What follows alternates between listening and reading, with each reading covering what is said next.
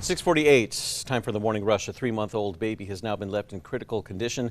This came after another case of severe child abuse. Her parents told police that she had fallen off a couch, choked, and was not responding, but the baby suffered fractured skull, multiple brain hemorrhages, and severe bruising. Her parents, 26-year-old Jessica Brusuelas and 23-year-old Jonathan Castillo, are now facing charges for child abuse. This morning, we are getting a look at APD's response to a deadly confrontation between a Kirtland Air Force Base airman and military police. APD says it started when Kirtland security searched Airman Teal Scott's car at the Truman Gate in February. He fled on foot across Gibson. After a standoff, APD says Scott and base police exchanged gunfire, leaving the 28-year-old dead. New this morning, a man is in custody after a deadly shooting in Los Lunas. Police say that on late Monday night, they found 30-year-old Kelvin Garcia badly hurt on Panda Drive just off of Camelot Boulevard. He died at the scene. Officers were able to detain a suspect identified as 41-year-old Jesse Rourke. Police have not said what led up to the shooting. Ryan. And we have flash flooding on I-25 yesterday. This was at the San Felipe Pueblo region, courtesy of Ed Pullman. You can see the dirty conditions on Interstate 25 and heavy delays and storm clouds off in the distance. Of course, stay away from low-lying areas and best to stay indoors if you can when flash flooding happens. We have the best chance of flash flooding on Friday for ahead. A Texas man accused of kidnapping the teen girl will remain behind bars in New Mexico until his trial. According to court documents, 21-year-old Kyle Ekman convinced a 15-year-old girl to meet up with him in Texas on August the 20th and then reportedly took her for multiple days across state lines. They were found and Ekman was arrested on August the 22nd. He will now be held without bond while awaiting trial on multiple charges. A Roswell man has been arrested following a shooting that left a woman and himself injured. Police say it happened late Monday night on Michigan Avenue, just at a home just south of Deming Street.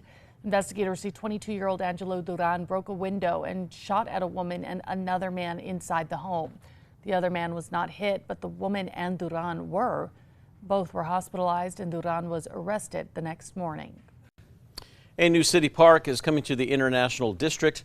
The 2-acre park is going to be built next to the library that is on Central east of Louisiana. Now it would feature a playground as well as art highlighting and the history of Route 66. The city says that pairing the park with the library will help revitalize the area. Construction is set to begin this week. Ryan. And we have a patch of fog in between Las Vegas, Albuquerque, Santa Rosa, and Santa Fe, just to the north of Encino and Vaughn. Also some fog in the Valles Caldera area, and that moisture at the low levels signifying thunderstorms ahead. A state senator is urging vigilance after the West Nile virus put her husband in the ICU. The New Mexico Department of Health says the state has seen 25 cases of the West Nile virus so far this year, but more could come as September is considered peak season. Senator Nicole Tobiasen says her husband's autoimmune disorder made the virus especially severe, calling the experience an eye-opener.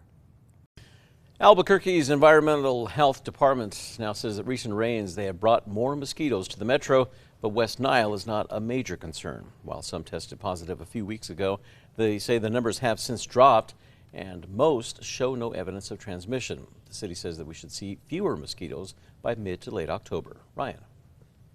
And taking a look at traffic out there, it is actually starting to pick up out there. We do have an accident reported on I-25 North near the Comanche Road exit, so please be mindful out there. Taking a look at the Big I, it is getting a little bit busier on I-40 East, but traffic is still moving along mostly okay right now, and we'll have more updates later on. The Fallen Heroes Mine Rescue Contest in West Virginia is putting workers' skills to the test. Crews are presented with an emergency situation and must work together to find the safest and quickest way of conducting a rescue. The safety teams travel across the country and practice year-round for these competitions. And now it's time for the 5 facts. At number 5, the state has unveiled its latest anti-litter ad inspired by Breaking Bad, this time starring a notorious duo. Daniel and Luis Moncada reprised their Salamanca cousins' role in the state's Breaking Bad Habits anti-litter campaign. Warning, don't mess up New Mexico. It could be bad for your health. The ad follows last year's spot with Bryan Cranston as Walter White, directed by Vince Gilligan. It drew 50 million views. The new ad will run through next June. At number 4, the city of Albuquerque now has dozens of more affordable housing units following the grand opening of a new community in the northwest part of the city. Yesterday, city officials gathered for ribbon cutting that was at Calle Cuarta, a new complex located at 4th and Candelaria. The space offers 61 affordable apartments, as well as 4 live work rental units with retail space.